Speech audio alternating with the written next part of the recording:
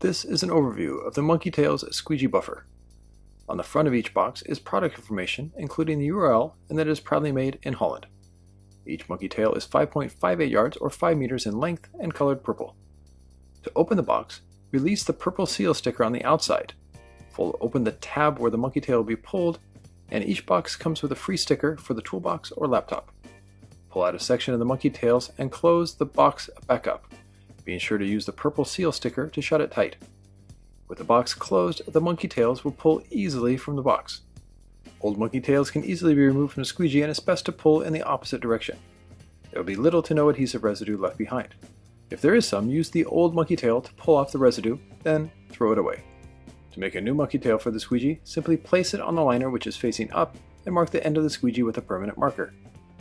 Cut the side out straight with either scissors or a knife on a cutting table.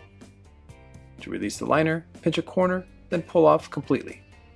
Place one half of the monkey tail on one side of the squeegee, then make a tight seal from side to side on the edge by running a finger.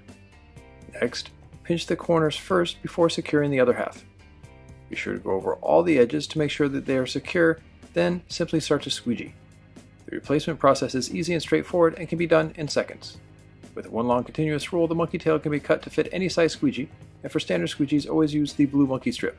Be sure to use the back of the semi-transparent box to see when the monkey tail is getting short and that it's time to order a new one.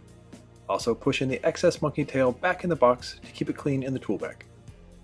To purchase monkey tails, you can go to monkeystrips.com or at distributors worldwide. Monkey Tails. We got your squeegee covered.